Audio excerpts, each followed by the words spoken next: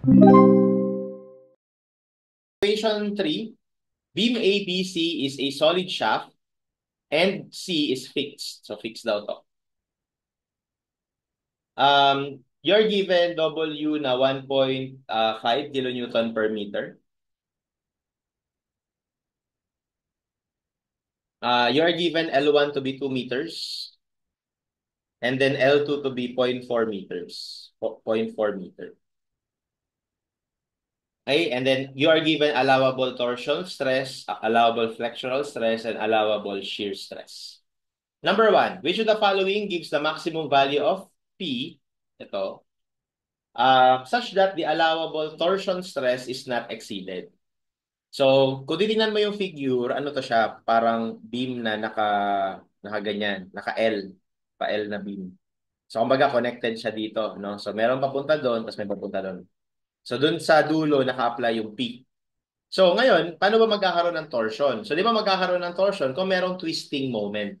And dito, kung mapapansin natin, para sa member na ito, I believe wala namang twisting moment para dito kasi supported naman ito nung fixed support. So, hindi ito magpapaikot sa kanya, no? Kumbaga, ito, hindi siya papaikutin nitong mga uniform load na to. Instead, uh, instead, ito, kung titignan mo, may force doon. So, ibig sabihin, itong force na to will produce a moment about the x-axis. And yung moment na yon about the x-axis will serve as the twisting moment of this shaft. Hence, itong shaft BC yung kailangan natin i-check. Okay? So, magkakaroon ng torsion dito. Okay? At yung torsion na yon ay equal lang sa moment about x na equal sa P times yung distance na to. Okay? So, ano lang, para lang ma-imagine, ano, kapag tumingin ka sa along x-axis, makikita mo kasi ano eh, ganito eh. Um, Bali, ito yung support, no? Support doon. Tapos ito yung parang B. Tapos meron ditong nakakonekta na another pipe. So, nandito yung P. Tapos yung length mo dyan is 0.4. So again, as you can see, yung P na yan is iikot niya, mag-produce siya ng rotation dito. Okay? So yun yung magpapatwist dun sa shaft na to. Okay? So ngayon, paano ba ulit kumpitin yung torsional stress? So, ang torsional stress ay equal sa T rho over J. Okay? Yung T is yung torsion, yung rho is yung distance mula sa centroid nung cross-section papunta dun sa point kung saan ka naghahanap ng torsional stress. Yung J is yung polar moment of inertia. So kung yan ay circular shaft, okay? So yung rho natin, hindi ba mula dito hanggang kahit saan, mayroon, dyan ka maghahanap ng shear stress o di kung ano man yung rho na to, yun yung distance. Pero syempre, kapag hinahanap natin is yung maximum, o di malamang, isasagad mo siya sa dulo. Kasi sa dulo yung mas malaking rho eh. No? So, nandyan yung maximum sa dulo. Okay, kaya dito, ang mangyayari, yung rho natin ay equal sa radius. Okay? Tapos yung J is just the polar moment of inertia. Kapag circular, that's pi over 32 diameter to the fourth. Kapag circular. Solid circular siya. Okay? So, therefore, we can now define, ano sabi? Kailangan daw yung actual shear stress ay hindi mag-exceed dito. So, ibig sabihin, yung actual shear stress na T rho over J ay hindi pwedeng lumagpas sa 75. Okay? Ano yung T? Ang T ay P times 0.4. Ano ang rho? Oo nga pala, bago tayo mag-proceed, yung P, assume natin na naka-kilonewton kasi naka-kilonewton naman yung tinatanong eh. So, naka-kilonewton ito, naka-meter ito, so kilonewton meter yan. Gawin muna natin newton millimeter para maging consistent sa megapascal. So, mag-multiply tayo dito ng 1 million. No, 1 million kasi 1,000 galing sa kilonewton, tas 1,000 galing sa meter. Okay? T, rho. Yung rho natin is yung radius lang. So, that's diameter over 2 over J. So, pi over 32 times diameter to the fourth. Should not exceed 75. And from here, we can calculate for P. So ang P should not exceed 75 times pi over 32, cross multiply lang, times 76 to the fourth, tapos divide ng 0.4 times 1 million times 76 over 2. Ayan. So that's 16.16 kilonewtons. Okay? So therefore, our force should not exceed 16.16. So therefore, ito na yung maximum na pwede niya maging value para hindi malagpasan yung torsional stress ng 75 megapascal. So our answer here would be letter A. That's for number 1. Number 2, which of the following gives the maximum value of P in kilonewton such that the allowable flexural stress is not exceeded? Flexural stress naman.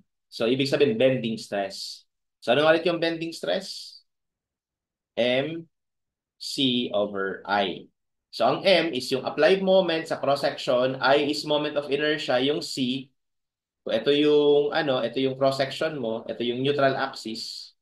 So, yung C is yung distance mula dun sa neutral axis papunta dun sa fiber in question. So, halimbawa, ito yung fiber in question mo. No? Ito yung C mo. Okay? Kaya lang, kadalasan kasi, gusto natin is yung maximum. Again, ang maximum dito will be yung nasa dulo. Yung magiging C natin. Okay, o di kaya ito. Okay? So, in circular, for circular shaft, yung C natin is magiging R. Ang tanong ngayon, ano yung, alin siyan? Saan mo makukuha yung maximum moment? Okay? Well, ganito. Kung dun ka sa x-axis nakatingin,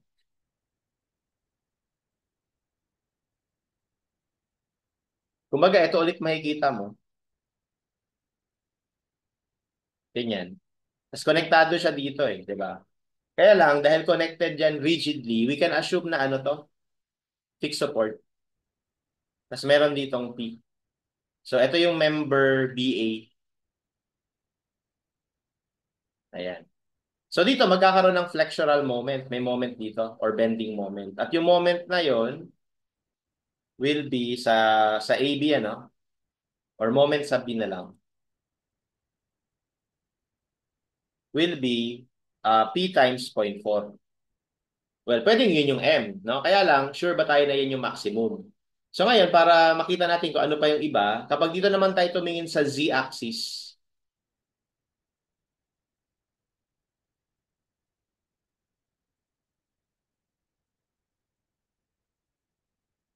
ang makikita natin siya, itong bar BC.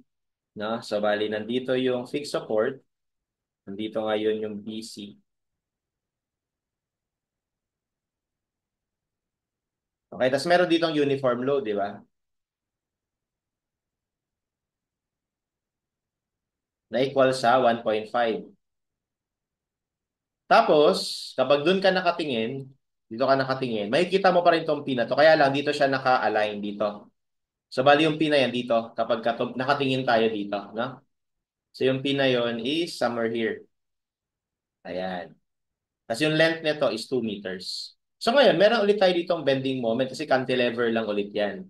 So, yung moment nga lang dito, I believe, mas malaki, no? P times 2 meter, dyan pa lang, mas malaki na yan dito eh. Plus, yung ano pa, uniform load, 1.5 times 2 times yung kalahati ng 2 is 1. So, turns out na yung moment dito sa C ay 2P plus 3. Eh, hindi hamak na mas malaki yan kaysa sa moment sa B. Kaya ang i-analyze natin for flexural stress is yung segment AB, segment BC.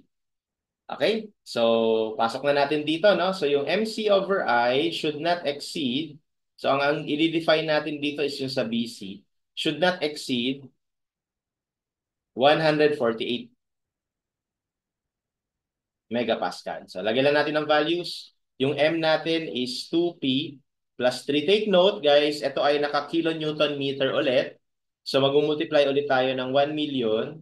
Tapos, yung C natin is yung radius ulit, kasi circular, over I. So, yung I ng circular shaft ay pi over 64 diameters to the fourth. So once again, from here, we can calculate for P. P should not exceed. So bali, 148, cross multiply yung pi over 64 times 76 to the fourth. Tapos divide yung 76 over 2 times 1 million. Okay, tapos ano maiiwan? Yung, ito na lang, 2p plus 3. So minus 3, tapos divided by 2 yung answer. Yan, 1.68 or 1.69.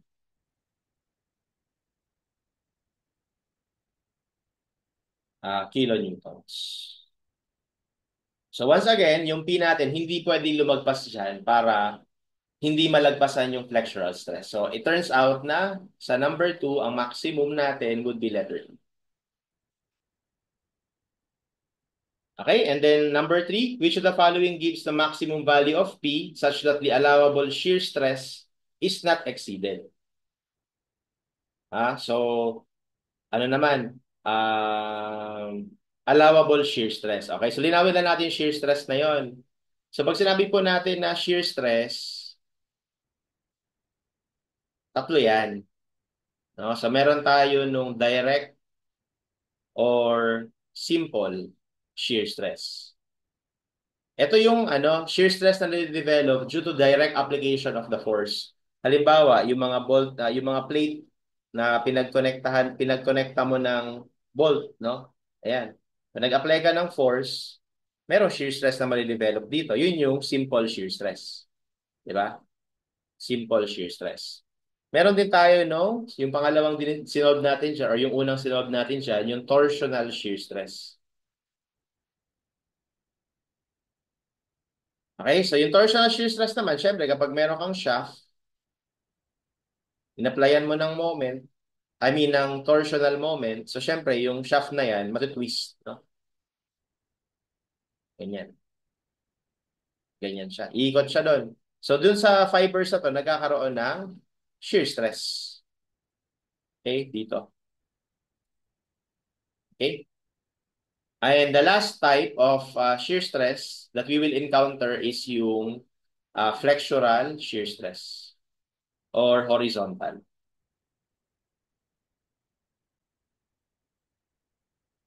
Okay? So sa flexural or horizontal, nangyayari ito kapag meron kang binibend na object. Di ba? Ito. I-bend mo.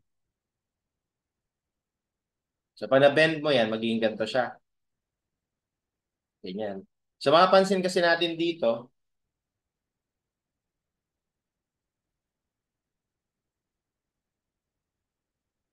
kapag na-bend na yan, okay, yung fibers dito kapag mamili ka ng isang fiber dyan, yung fiber sa ibabaw will be under compression. Di ba? Yung fiber sa ilalim will be under tension. So dahil merong discrepancy ng pag-change ng length nung ibabaw siya ng ilalim, nagkakaroon ulit dito ng shear stress. Ang tawag natin sa shear stress na yan is yung flexural shear stress. Okay, so paano ko po madi-distinguish or malalaman kung alin dyan sa tatlo yung mangyayari? Ito obvious kasi pagka merong twisting, torsional yon. Pero ito, paano ko madi-distinguish? Ito lang yung tinatandaan ko. Basta merong presence ng bending, matik yun. Ang shear stress mo ay flexural shear stress. Dito meron bang presence ng bending? Well, dahil itutulak mo pababa, tapos pwede siyang mag-bend ng pag ganito. Ito naman, tinulak mo pababa, so pwede rin ito mag-bend ng ganyan. So dahil ganun, automatic, flexural shear stress yung tinutukoy dito. And kapag flexural shear stress, anong pinag-aiba nun? Dito kasi, ano lang siya, sa direct, P over A. Sa torsion, T rho over J. Dito naman, VQ over IB. So yun yung pinagkaiba nila. No? So doon tayo sa VQ over IB. Yung V, yung shear force applied on the beam or flexural element. Yung Q is yung statical moment of area.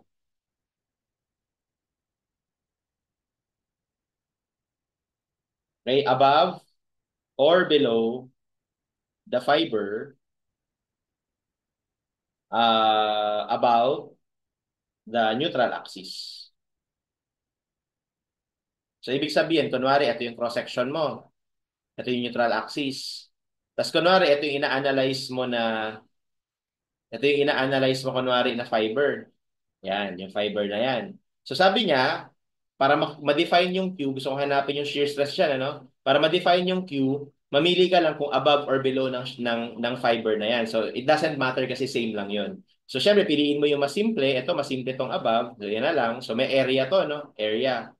Tapos, sabi niya, i-moment mo daw. I-moment mo yung area about the neutral axis. So, kunin mo yung centroid niyan, hanapin mo tong distance na to. So, yung Q natin dito is yung area times Y. That's how you define that. And then, yung I is moment of inertia, tapos yung B is yung width lang nung fiber. Bali, ito. Yan yung B. Okay, so that's how you apply VQ over IB. So dito, ang una natin kailangan ma-identify nasaan yung V, yung maximum na shear force.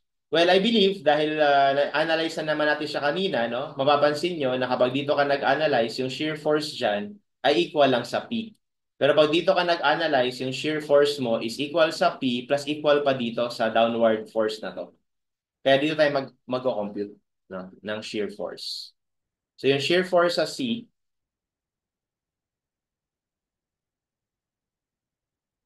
ay equal sa P plus yung 1.5 times 2. Or that is equal to P plus 3. Okay? Yan ay shear force natin sa C. Tapos, yung cross-section natin ay Q, no? So, I think, kompleto na naman. So, kung ang cross-section natin ay circular, so, sabi ko nga, dito naman, yung maximum shear stress ay nasa neutral axis kapag circular. Nandito yung maximum shear stress. So, dito tayo mag-compute ng shear stress. Okay? So, ano yung Q niyan? So, yung Q ay mamimili ka lang kung above or below. So, yung above natin, ito. So, bali semicircle. So, area ng semicircle is 1/2 pi r. Di ba yung radius natin? I mean, yung diameter natin ay 76. So, yung radius niya ay 76 over 2 square. That's 1/2 kasi semicircle. Yan yung area times yung moment arm. Yung moment arm is yung centroid ng circle, I mean semicircle, ay mula sa diameter is measured as 4r over 3 pi. So, kailangan tandaan natin yun, no? So, 4r over 3 pi. So, 4.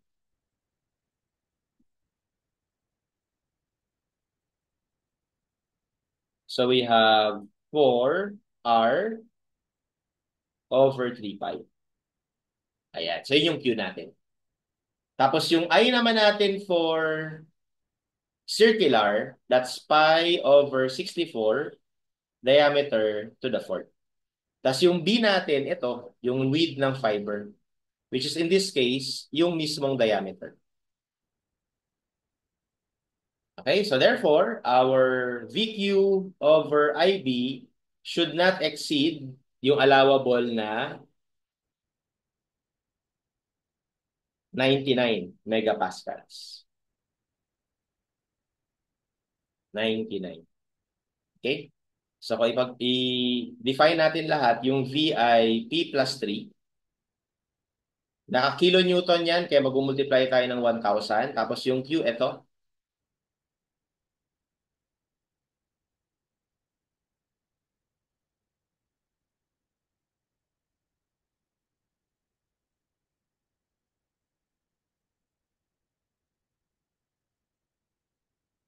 over I, ito. Tapos yung B, ito. Should not exceed 99. And from here, masasolve na natin yung P. Okay, so bago tayo mag-solve, simplify muna natin konti. Um,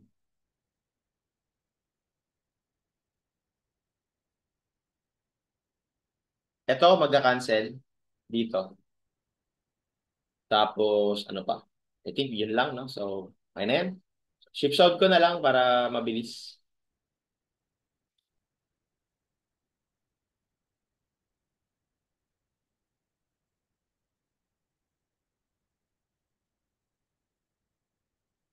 1/2 times 76 over 2 squared times 4 times 76 over 2, may over 3 pa sa ilalim, over pi over 64 times 76 to the 4 times 76 to the 5th na equals 99. So, okay lang mag-shift solve basta naintindihan natin na yung final result nito is less than or equal, no? So, 333.83.